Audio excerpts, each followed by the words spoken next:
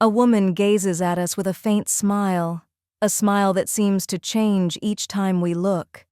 But how did this modest portrait, painted in Florence over 500 years ago, become the most famous image in the world? And what secrets of art and science are hidden on its surface? Leonardo da Vinci began the Mona Lisa around 1503.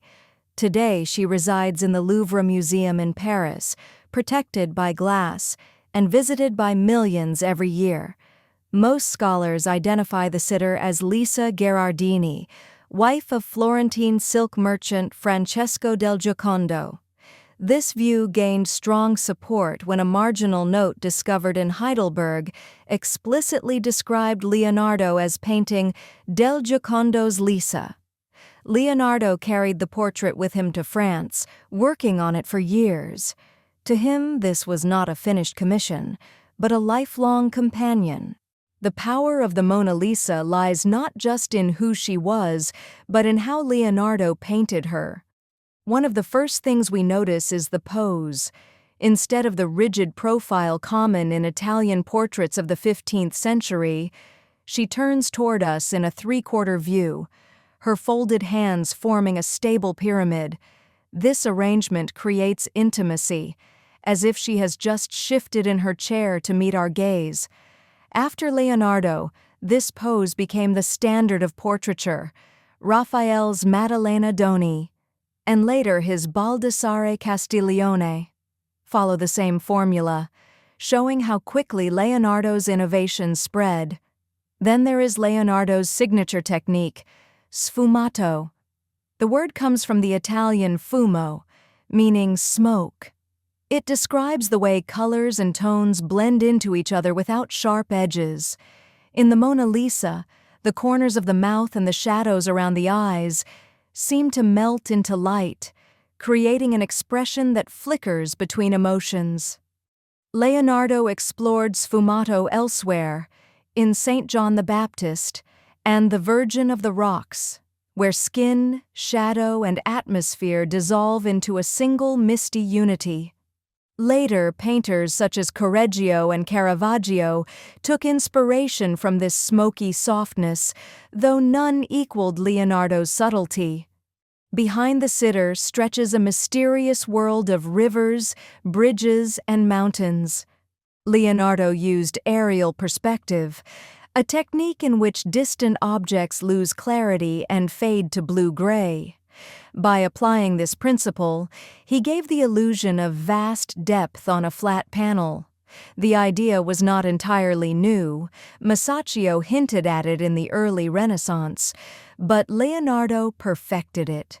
Some have suggested the landscape corresponds to Lombardy's valleys, but more likely it is an imaginative composite, a dreamlike stage where nature itself becomes part of the portrait. What draws us back again and again is her expression. When we look at her mouth, she smiles. When our eyes shift to her eyes, the smile seems to fade. Modern neuroscience explains this as a trick of perception, but Leonardo had anticipated it through careful study of optics and anatomy.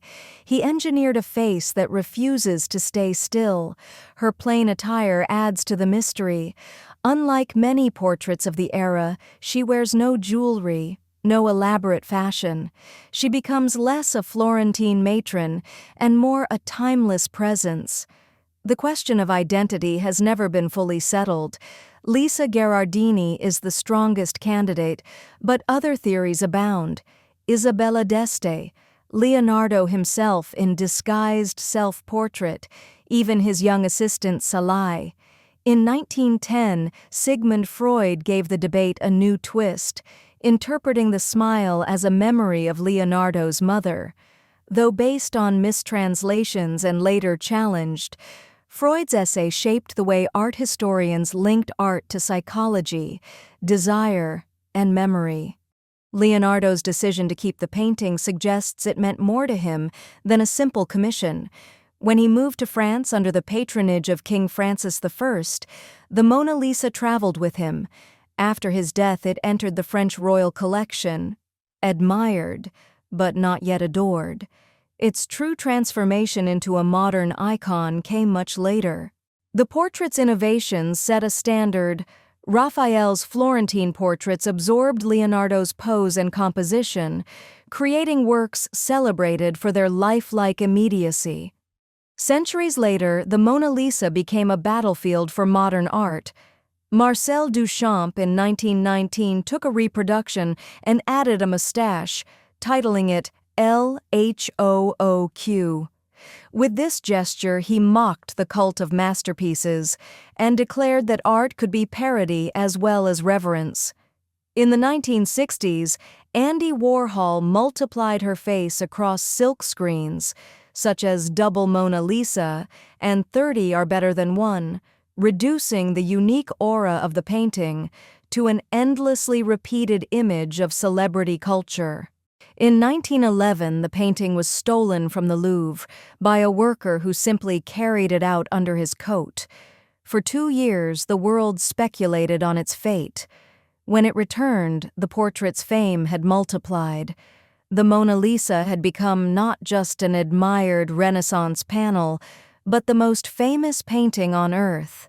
Since then, she has appeared in novels, films, and advertisements as the universal symbol of art itself. Leonardo's other portraits, such as Ginevra de' Benci and The Lady with an Ermine, share the same brilliance of observation and psychology, but none have captured the public imagination so completely. The Mona Lisa embodies the Renaissance ideal, the marriage of science and art, geometry and flesh, observation and imagination. Perhaps her power lies not in what she reveals, but in what she withholds.